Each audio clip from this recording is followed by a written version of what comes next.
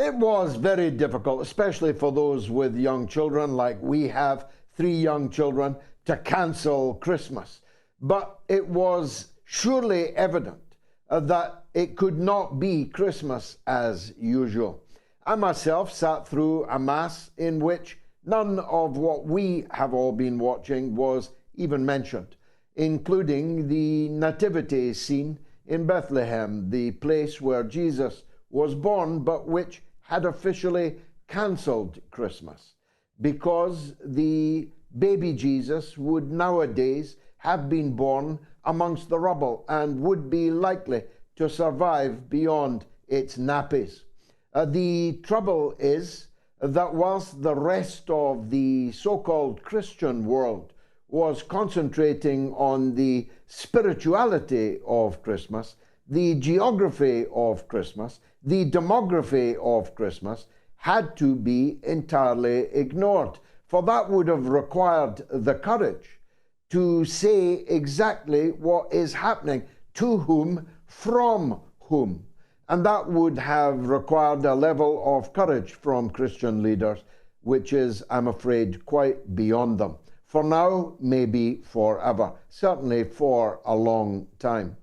The 15th anniversary of Operation Cast Lead, information for which I'm grateful to our legend Simon in Florida, brought memories flooding back for me, because so horrific was the 2008 assault on Gaza, we thought that was genocide. We thought that that was the Genghis Khan school of war. We thought that was a crime without parallel, to bomb people with massive 2,000-pound bombs, dumb bombs, no pretense of laser-guided precision bombing and the rest, just dumb 2,000-pound bombs dropped on people who had nowhere to run and nowhere to hide. We thought that was as bad as it could possibly get. We thought that would be a bridge too far for the Western governments, Western liberal progressive circles, Western academia, Western media. We thought that would be a bridge too far for them. As it turned out, it was not. And now we have a situation where more tonnage of high explosive has been dropped on a tiny area, 25 miles long, and at its narrowest 5 miles wide, entirely closed off to the outside world. The very definition of shooting fish in a barrel, except they're not fish. And the shooting sure ain't simple lead. This is casting lead of an exponentially larger dimension, but on the same small territory and on the same small population of people. This is the Genghis Khan form of warfare. Anyone who's seen the pictures and video coming out of North Gaza today will recognize nothing other than the wasteland, nothing other than the desert that the Roman philosopher and general Tacitus told us about centuries ago. They created a desert and they called it peace, said Tacitus. They have created a desert, all right, in Gaza, but they have no intention of calling it peace. In fact, it is now nakedly obvious. What was obvious by inference throughout all of the past 11 weeks is now openly stated. Netanyahu himself stated it to his Likud party leadership this very day. He said that they were actively working with Latin American and African countries to take the Palestinians currently living in Gaza. In other words, to ethnically cleanse, to genocide and ethnically cleanse the people protected by international law as citizens living in an occupied country. Gaza is, according to international law, occupied territory, and therefore under the protection of the so-called international community, protected by the Geneva Conventions, though Biden is now asking the Swiss to absolve and to negate the provisions of the Geneva Conventions so far as Israel in Gaza is concerned. You couldn't make that one up for a Christmas time occupation. But the reality is these people are the responsibility of the United Nations. That's why there are United Nations clinics there. That's why there are United Nations schools. That's why the UNRWA, the United Nations Relief and Works Agency, has been working there since 1967, when Israel first militarily occupied this territory. The UN services in Gaza are proof positive that in international law, these people are our responsibility, a responsibility that we have completely abdicated. Even the United Nations, which has lost a three-figure number of their own officials in this genocidal spasm of 11 weeks, which shows no sign at all of lessening, have not been able even to find the moral courage to suspend or expel Israel from the body whose officials they are openly murdering in very large numbers, not just more than 100 UN officials, but the entire families of many of those UN officials. France has had its consul general in Gaza murdered by Israel, but cannot find the moral courage even to reproach the state of Israel to the extent of ordering its diplomats out of the country in retaliation for the murder of its own diplomatic representation in Gaza. You may well be asking, just what is this spell which Israel has cast amongst the multitude of Western leaders who have not yet even now called for an end to this frenzy of murderous violence? I saw a video today which was not more gruesome than many, maybe most of the videos that I have watched, had the misfortune to watch, scarring my mind for the rest of my time here on this earth. But this video I saw today was particularly powerful. Look it up. It was a young boy about the age of my 9-year-old son carrying the dead body of his friend of the same age over his shoulder. The young boy lay dead across the shoulder of a 9-year-old boy carrying him. I don't know where. Certainly not to a hospital. There are no hospitals operating normally or even half normally, even 20% normally in the Gaza Strip now. Just carrying him because he was his friend. He ain't heavy, he's my brother, the little boy might have said. It is an image that I hope those responsible for facilitating will carry with them on their conscience for the rest of their time on this earth and after the day of judgment for eternity. Because it summed up to me the utter immoral vacuum that exists in the political class in the West, because nobody could claim that this violence of two Hiroshimas can in any way be considered proportionate, as it must be under international law, to what happened on October 7th inside Israel itself. It cannot possibly be that you can kill a completely unrelated young boy and all the other young boys and young girls and young babies and their mothers and their fathers, their grandfathers, their grandmothers. You're not allowed to do that.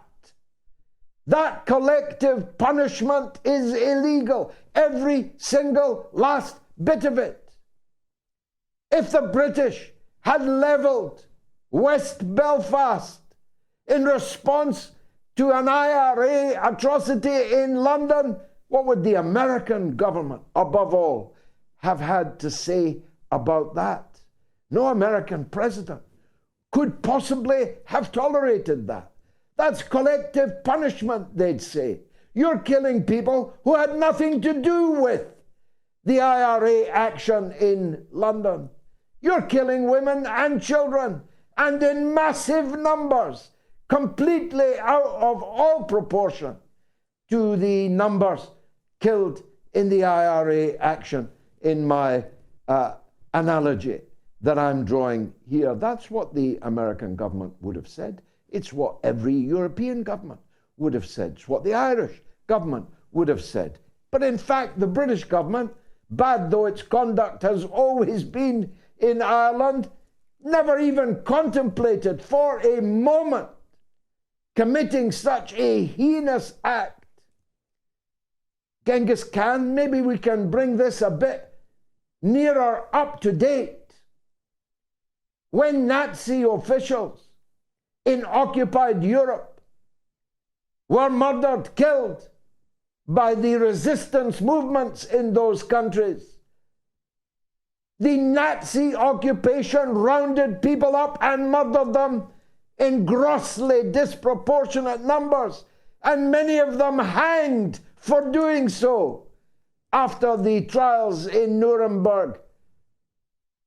For people of my age, words like Lidici in Czechoslovakia still haunt us, where the Nazis murdered hundreds of people in revenge for one of their occupation generals being killed by the Czech resistance. The Warsaw Ghetto uprising happened because the Jews in the ghetto in Warsaw decided that it was better to die on their feet than to live on their knees waiting for the cattle trucks to take them on the final journey to the death camps.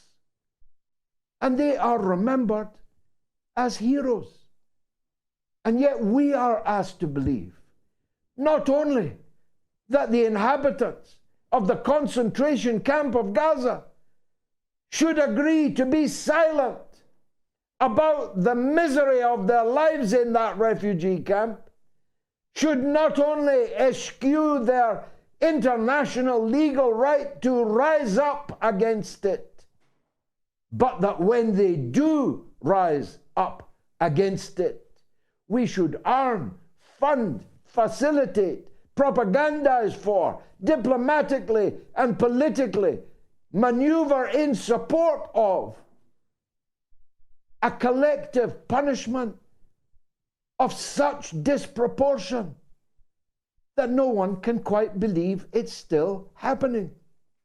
If you'd told me 11 weeks ago that it would be possible for a modern so-called Western state to get away with murdering more than 10,000 children, more than 5,000 women, more than 25,000 civilian people, and still be being protected, still be being portrayed as the victims, I frankly would never have believed you.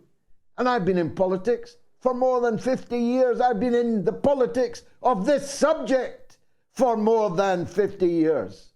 But even I would not have believed that the perpetrators of such massacres could possibly still be in training for the Olympic Games in Paris. We've got a poll running. Should Israel be banned from all sporting competitions? More than 30,000 people have already voted in it. Why do I even need to ask that question? Russia was banned from all international sporting and cultural associations the minute that it crossed the Ukrainian border.